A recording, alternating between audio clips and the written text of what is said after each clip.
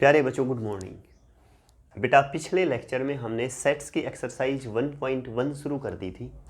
हमने उसमें सेट्स का कुछ बेसिक बताया था, एक दो क्वेश्चन भी किए थे बेटा। जो बिल्कुल नॉर्मल बातें हैं ना, वो उसके बारे में बता दी कि सेट्स क्या है, एक वेल डिफाइंड कलेक्शन है। बिल्कुल आसान है बेटा, पूरा का पूरा चैप्टर। जो भी काम करवाऊँ ना किसी भी चैप्टर से रिलेटेड, उसे बहुत ध्यान से समझें। फिर भी अगर आपको कहीं ये डाउट लगे, कोई बात ना समझ में आए, तो आप कमेंट्स करके पूछ सकते हो बेटा। एक दो दिन में लाइव क्लासेस शुरू हो जाएंगी, उसमें तो फिर दिक्कत नहीं रहेगी। कोई भी आपकी डाउट वगैरह हो वो आप उसी टाइम पूछ सकते हो मेरे से, ठीक है। आज एक्सरसाइज 1.1 से आगे का काम शुरू कर रहा हूँ। जो काम करवाऊँ बहुत अच्छी मेहनत करें, अपनी तरफ से बेस्ट करने की कोशिश करें, ठीक है बेटा। कल वाले लेक्चर में एक्सरसाइज 1.1 के मैंने फर्स्ट के सारे पार्ट करवा दिए थे। क्वेश्चन नंबर सेकंड के फर्स्ट पार्ट से शुरू कर रहा हूं, पूरा ध्यान दे बेटा। एक्सरसाइज 1.1,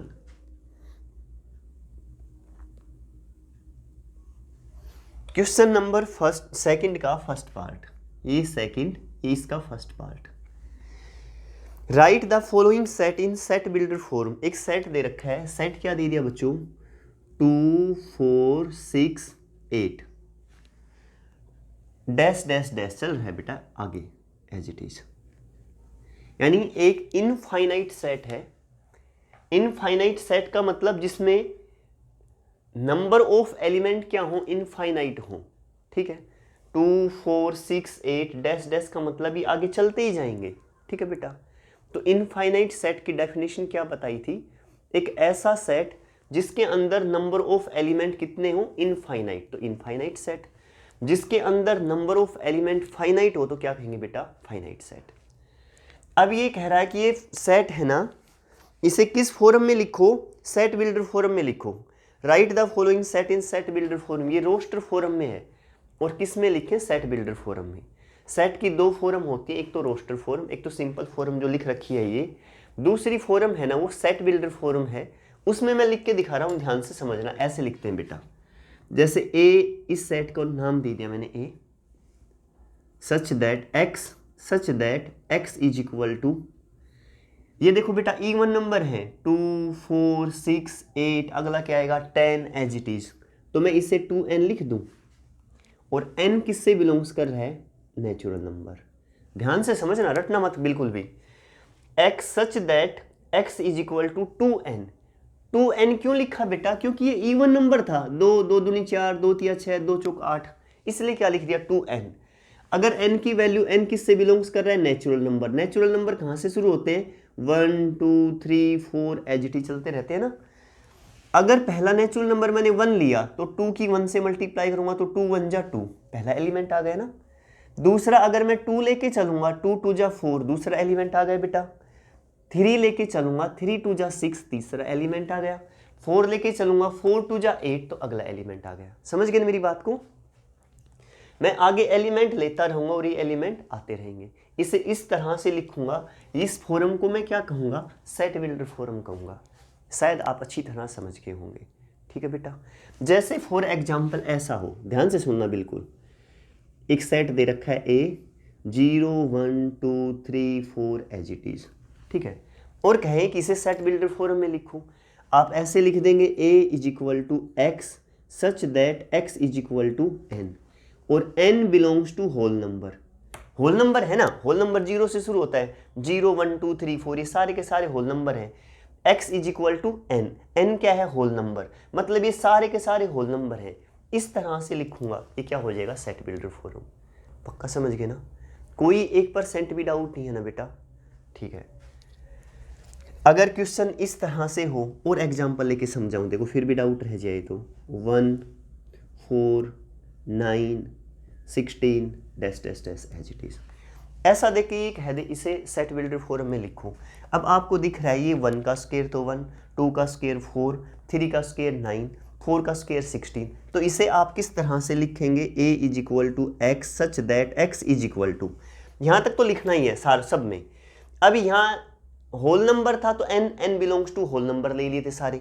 अब यहाँ क्या कहा मैंने, क्या है, 1 का स्क्वायर, 2 का स्क्वायर, 3 का स्क्वायर, 4 का स्क्वायर। तो बेटा इसे किस तरह से लिखूं, ये लिख दूं n का स्क्वायर और n belongs to natural number. देखो 1 लेके चलूंगा n की जगह 1 तो 1 का स्क्वायर 1, n की जगह 2 लेके चलूंगा नेचुरल नंबर 2 तो 2 का स्क्वायर 4 आ गया ना दूसरा भी। 3 लेके चलूंगा 3 का स्क्वायर 9 4। तो ये बेटा सेट बिल्डर फॉर्म है, शायद आपको अच्छी तरह समझ में आ गई होगी, ठीक है ना। इसका नेक्स्ट क्वेश्चन लेके चलूं, ये वैसे एग्जाम्पल ले लिए थे, क्वेश्चन बस यही था ताकि आप अच्छी तरह समझ जाएं। नेक्स्ट पे देखो बेटा,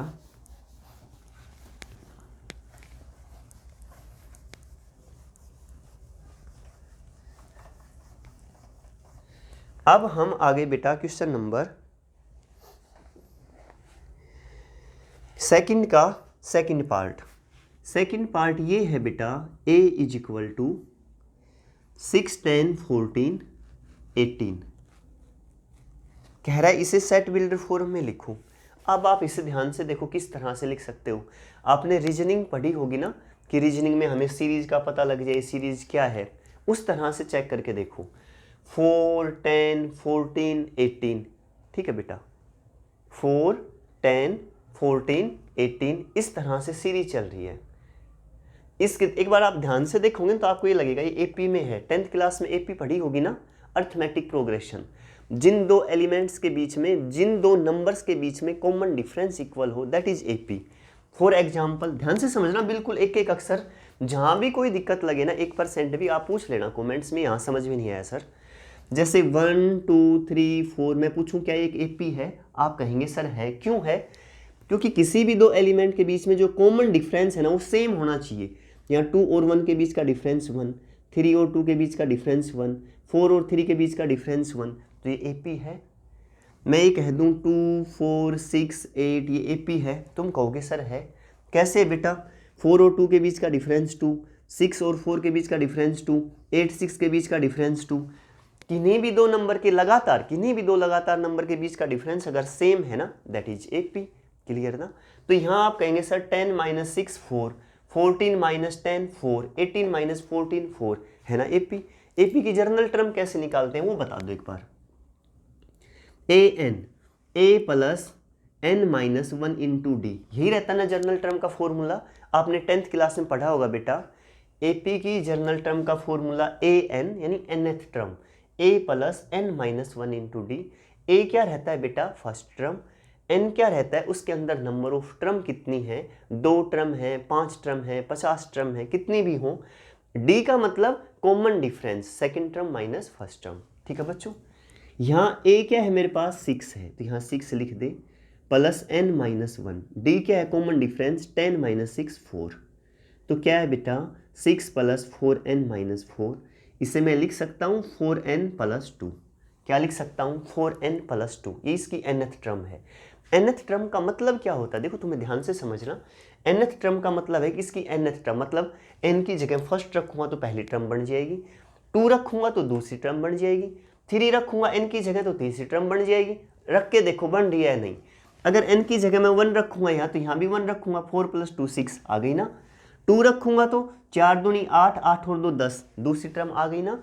3 रखूंगा तो 4 × 12, 12 2 14, तीसरी टर्म आ गई ना। सेम एज इट इज, कोई भी टर्म निकालनी। अब इसे मैं सेट बिल्डर फॉर्म में लिखूंगा तो किस तरह से लिखूंगा, पूरा ध्यान दे। x such that x is equal to, यहाँ तक तो खाता लिखना है। अब क्या आया था ये 4n + 2, क्या ये बेटा 4n + 2 और n belongs to natural number. पक्का क्लियर? अब तुम कहोगे सर सारे नेचुरल नंबर थोड़ी हैं, ये तो यहाँ तक ही खत्म हो गई टर्म, इनफाइनाइट तो है ही नहीं सेट। तो कितने नेचुरल नंबर लिए, कितनी टर्म निकाली है तुमने इसमें? First term, second term, third term, fourth term, 4 term है, मतलब सिर्फ 4 नेचुरल नंबर यूज किए हैं तुमने। तो तुम ये लिख सकते हो n belongs to natural number और n की वैल्यू 1 से और कहाँ तक है बेटा 4 तक है। समझ गए ना मेरी बात को? कहाँ से है? 1 से शुरू होगी, 1 रखूंगा तब पहली टर्म आएगी, 2 3 4 बस 4 तक है आंसर। शायद अच्छी तरह क्लियर, कोई डाउट नहीं होगी बेटा किसी तरह की भी। देखो आप इसे ये भी लिख सकते हो, आप इसे ये भी लिख सकते थे, ये नेचुरल नंबर n है ना, आप लिख सकते हो n < 5। लेस देन 5 का मतलब भी समझ जाना कि 5 से छोटा, 5 से छोटे नेचुरल नंबर भी 1 2 3 4, बात वो की वो सेम है। जो ये बात है ना, इस यही मतलब इसका है। आप ऐसे भी लिख सकते हो, ऐसे भी।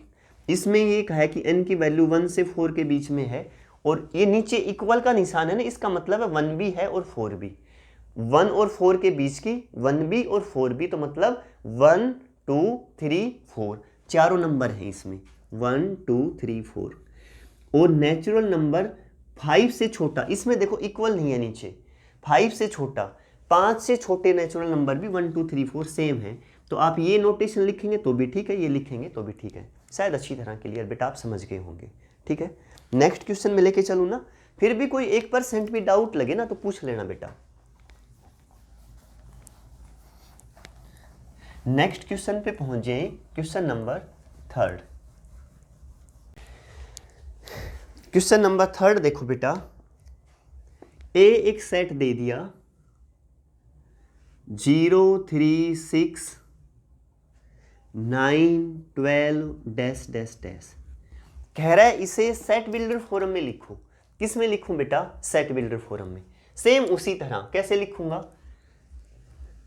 0 3 6 9 12। अगर मैं इसे ऐसे लिख दूं तो x such that x is equal to, देखो बेटा 3 का मल्टीपल है, ये लिख दूं तो 3n, और n belongs to whole number. देखो होल नंबर शुरू होता है 0 से, आपको पता है ना नेचुरल नंबर कहाँ से शुरू होता है? 1 से। 1 2 3 4 as it is. Whole number कहाँ से शुरू होता है? 0 से। 0 1 2 3 4 सेम आगे एज इट इज। 0 से शुरू करूंगा, पहला होल नंबर 0, फिर 1, फिर 2, फिर 3, फिर 4 एज इट इज। 0 लेके चलूंगा यहाँ तो 0 मल्टीप्लाई 3 तो 0 पहली टर्म आई। 1 लेके चलूंगा 3 मल्टीप्लाई 1 3, 2 लेके चलूंगा 3 2 जा 6, 3 3 जा 9, 3 4 जा 12 एज इट इज। ये क्या गया मेरे पास? आंसर। शायद आप अच्छी तरह समझ गए होंगे आप। ठीक है बेटा, सेट बिल्डर फॉर्म जहाँ तक मुझे लग रहा है आपको अच्छी तरह क्लियर हो गया होगा कि कोई भी इस फॉर्म में दे रखा हो, इसे इस फॉर्म में लिखेंगे ना, उसे क्या कहेंगे? Set builder form. ठीक है बेटा, नेक्स्ट क्वेश्चन पे पहुंच जाएं। इसका फोर्थ पार्ट क्या है बेटा?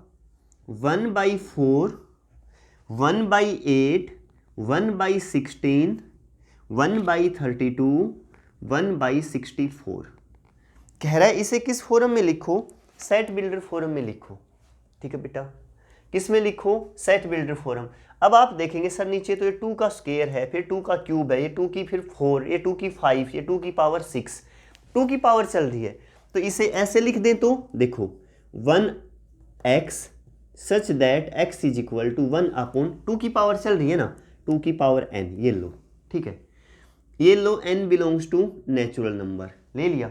अब तुम कहोगे सर नेचुरल नंबर तो 1 से शुरू होता है, और 1 लेके चलेंगे 2 की पावर 1, तो 2 की पावर 1 तो यहाँ है ही नहीं, तो हम 2 से शुरू करेंगे नेचुरल नंबर। कहाँ से कहाँ? 2 से लेके, और n की वैल्यू कहाँ तक है? देखो अब 2 रखूंगा n की जगह, इक्वल भी है ना तो 2 भी रहेगा काउंट। 2 की पावर 2 4, 3 लेके चलूंगा तो 8, 4 लेके चलूंगा तो 16, 2 की पावर 5 लेके चलूंगा तो 32, 2 की पावर 6 लेके चलूंगा तो 64, तो यहाँ 6 तक जाएगी। एक बात बता दो, समझ में आया नहीं अच्छी तरह? 6 भी है तो इक्वल रहेगा 7। शायद बेटा अच्छी तरह क्लियर समझ गए मेरी बात को? क्या लिखोगे? x such that x is equal to 1/2 की power n, n belongs to natural number, और n की वैल्यू किसके बीच में है? 2 से लेके 6 के बीच में, 2 भी है और 6 भी है। शायद बेटा अच्छी तरह समझ में आ गया होगा।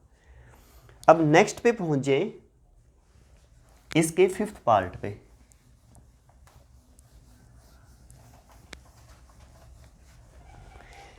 क्या है बेटा 5th part? a is equal to 1/2, 2/3, 3/4, 4/5, 5/6, 6/7, 7/8, 8/9। ठीक है, किस फॉर्म में लिखना है? सेट बिल्डर फॉर्म में। a is equal to x such that x is equal to, ऊपर तो देखो नेचुरल नंबर चल रहे हैं 1 2 3 4 5 6 7 8, 1 से लेके 8 तक नेचुरल नंबर है ऊपर। लेकिन आप नीचे ध्यान दें, ऊपर जो नंबर है ना उससे एक ज़्यादा है नीचे। यहाँ 1 है तो यहाँ 2 है, यहाँ 2 है तो यहाँ 3 है, यहाँ 3 है तो यहाँ 4, यानी नीचे एक नंबर ज़्यादा है। तो इसे मैं ऐसे लिख सकता हूँ n/n+1। ठीक है बेटा, अगर आप n belongs to natural number ये लें, n की वैल्यू कहाँ से कहाँ है, 1 से लेके और 8 तक है। देखो ध्यान से, अब अगर मैं 1 लेके चल रहा हूँ शुरू में तो ऊपर 1, नीचे एक एक्स्ट्रा है ना +1, 1 1 क्या हो जाएगा 2। ऊपर 2 लेके चलूंगा तो नीचे 2 + 1 3। ऊपर 3 लेके चलूंगा तो नीचे 3 + 1 4। ऊपर 4 लेके चलूंगा तो नीचे 4 + 1 5। ऊपर 5 लेके चलूंगा तो 6, लास्ट 8 तक लेके चल सकता हूँ मैक्सिमम। कर रखना नोट, 8 लेके चलूंगा तो 8 + 1 नीचे 9। यही तो है बेटा। शायद बेटा आपको सेट बिल्डर थ्योरम अच्छी तरह समझ में आ गई होगी। ये क्या है हमारे पास, इस सेट की, किसी भी सेट की सेट बिल्डर थ्योरम कैसे बनाते हैं वो शायद आप समझ गए होंगे। ठीक है बेटा, आज के लिए इतना काम ही करें, बहुत अच्छी तरह से करें। फिर भी आपको सेट बिल्डर थ्योरम में कहीं कोई दिक्कत लगे तो आप मेरे से पूछ सकते हैं। ठीक है बच्चों, बाय बेटा।